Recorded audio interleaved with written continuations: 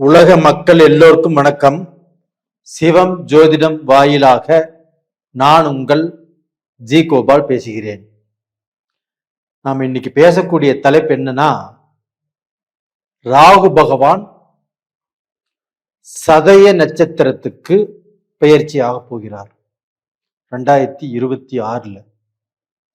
இந்த பெயர்ச்சி ஆகப்பட்டது ஆகஸ்ட் மாசம் வரைக்கும் இருக்கும். கிட்டத்தட்ட 243 நாட்கள். ஏன் இந்த சதய நட்சத்திரத்தில் பயிற்சி ஆவதை மட்டும் குறிப்பா சொல்றோம் அப்படின்னா, அது ராகுவுடைய சொந்த நட்சத்திரம். அந்த சொந்த நட்சத்திரத்தில் ராகு பகவான் பயிற்சி ஆகிறார். அப்ப இதனால சிம்ம ராசிக்காரங்களுக்கு என்ன பலன் நடக்கும், இதை பற்றி தான் இந்த வீடியோல நம்ம பேச போறோம். அப்போ சிம்ம ராசிக்கு ராகு எந்த இடத்துல இருக்கிறாரு, அவர் எந்த இடத்தை பார்க்கிறாரு அப்படிங்கிறது ஃபர்ஸ்ட் பார்க்கலாம். அப்போ சிம்ம ராசிக்கு 7ஆம் இடத்தில் அந்த ராகு பகவான் இருக்கிறார். அப்ப அந்த 7ஆம் இடத்தில் இருக்கக்கூடிய அந்த ராகு பகவான் சிம்ம ராசிக்காரங்களுக்கு வாழ்க்கையில் பிரச்சனை, ஒரு நல்ல முடிவெடுக்க முடியவில்லை, கணவன் மனையும் திருப்தியாக வாழ்வதற்கு விடவில்லை, ஒரு பொண்ணு பார்த்தாலும் பிரச்சனை, ஒரு மாப்பிள்ளை பார்த்தாலும் பிரச்சனை. அப்ப இத மாதிரி குழப்பத்துல சிம்ம ராசிக்காரர்கள் இருக்கிறார்கள்.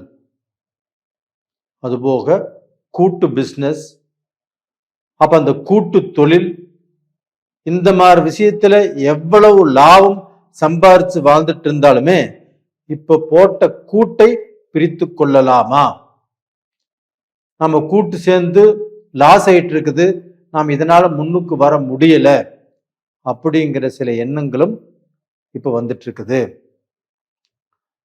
அப்ப இந்த நிலை மாறுமானா கண்டிப்பாக மாறும்.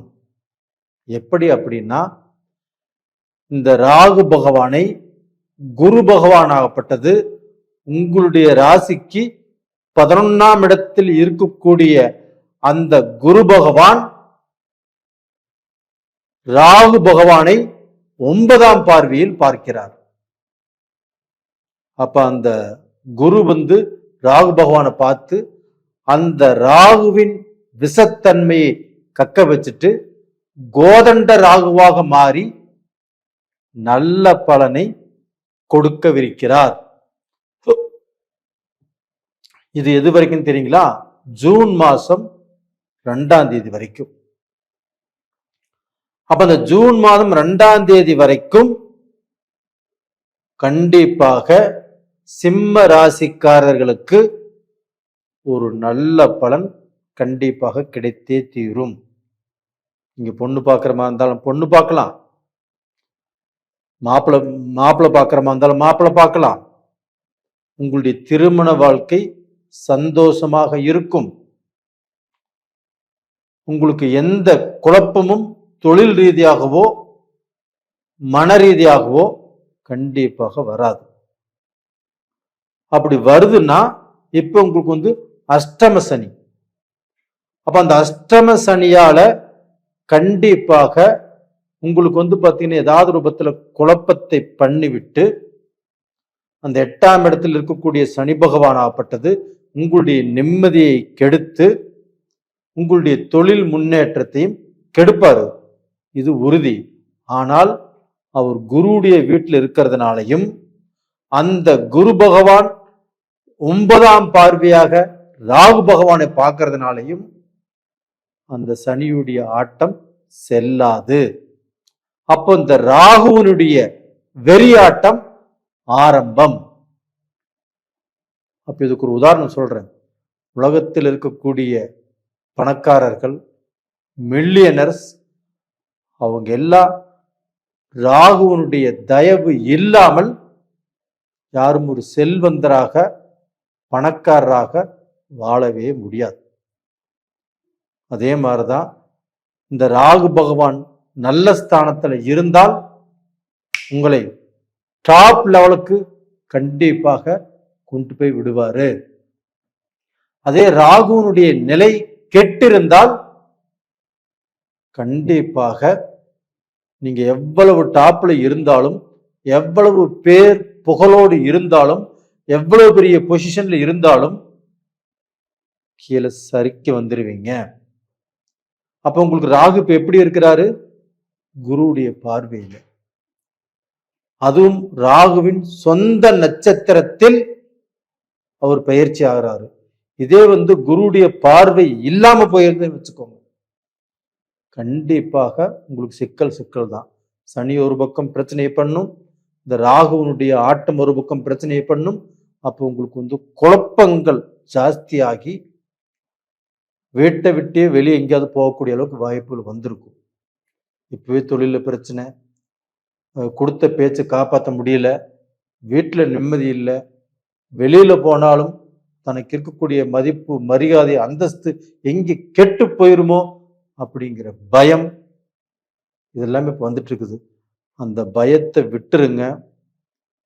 கண்டிப்பாக நீங்க நல்ல பொசிஷனுக்கு வரக்கூடிய வாய்ப்புகள் நல்லா இருக்குது. தைரியமாக இருங்க, தன்னம்பிக்கையோடு இருங்க.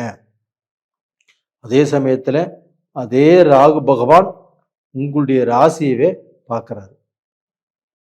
குருவுடைய பார்வை வாங்கி ராகு பகவான் உங்க ராசியவே பார்க்கிறாரு. அப்போ உங்க ராசியவே அந்த ராகு பகவான் பார்க்கறதுனால கண்டிப்பாக உங்க ராசிக்கு ஒரு தெம்பு, ஒரு தைரியம், எது வந்தாலும் எதிர்த்து போராடக்கூடிய அளவுக்கு ஒரு நம்பிக்கை, இது எல்லாமே உங்க ராசிக்கு கிடைச்சிருச்சு. அதனால பயமில்லாத வாழ்க்கை, தைரியமான வாழ்க்கை, தன்னம்பிக்கையான வாழ்க்கை, நாம வீழ மாட்டோம், நாம கீழே விழுக மாட்டோம், நாம் நல்ல பொசிஷனுக்கு வந்துருவோம் அப்படிங்கிற திருப்தி உங்களுக்கு கிடைத்தே தீரும். அது மட்டும் இல்லை, உங்களுக்கு அந்த 7ஆம் இடத்தை இருக்கக்கூடிய ராகு பகவானை குரு பார்த்ததுனால உங்களுக்கு பார்த்தீங்கன்னா வாழ்க்கையில இருக்கக்கூடிய பிரச்சனைகள் கண்டிப்பா தீரும். ஒரு அந்யோன்யம் வளரும். கணவனும் மனைவியும் சேர்ந்து ஒரு நல்ல முடிவுகள் எடுப்பீங்க. ஒரு நல்ல சந்தோஷமான வாழ்க்கை வாழ்வீங்க. உங்க மக்களுக்கு அவங்க தவறான பாதையில போயிட்டு இருக்கிறாங்க, இல்ல படிக்கல, இல்ல பார்த்தீங்கன்னா செல்போன்லயே மூழ்கி இருக்கிறாங்க, அப்பா அம்மாவுக்கு கட்டுப்படல அப்படின்னாலும் இப்ப நீங்க சொன்னால் அவங்களும் உங்களுடைய பேச்சுக்கு கட்டுப்படுவாங்க, தவறான பாதையில போக மாட்டாங்க, உங்களுக்கு நல்லபடியாக நல்ல வாரிசுகளாக இருப்பாங்க. இதே மாதிரிதான் நான் போன ஒரு 5 மாசம் 6 மாசத்துக்கு முன்னாண்ட ஒரு ஜாதகம் எனக்கு வந்துச்சு. அந்த ஜாதகத்தை பார்த்து நான் சொன்னேன், உங்களுடைய பசங்களுக்கு உங்களாலேயே பிரச்சனை வரும் அப்படின்னு. நீங்க திட்டுறதோ பேசுறதோ அவங்கள பார்த்தீங்கன்னா வெறுக்கிறதோ இந்த மாதிரி சூழ்நிலையில இப்போ வரும். ஆனா அதன் பிரகாரம் நீங்க நடந்துக்க வேண்டாம். கொஞ்சம் அன்பு காட்டுங்க, பாசம் காட்டுங்க, முடிஞ்ச வரைக்கும் அவங்ககிட்ட பேசாம கூட விட்டுருங்க. ஆனா அவங்களை திட்ட வேண்டாம், பேச வேண்டாம், அவங்க மேல வெறுப்பு காட்ட வேண்டாம்னு சொன்னேன், கேட்கல.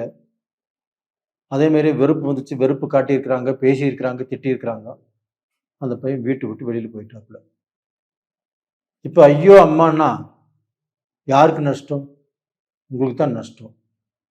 அது மாதிரிதான் இப்போ உங்களுக்கு மக்களால் நல்ல பலன் கிடைக்கும்.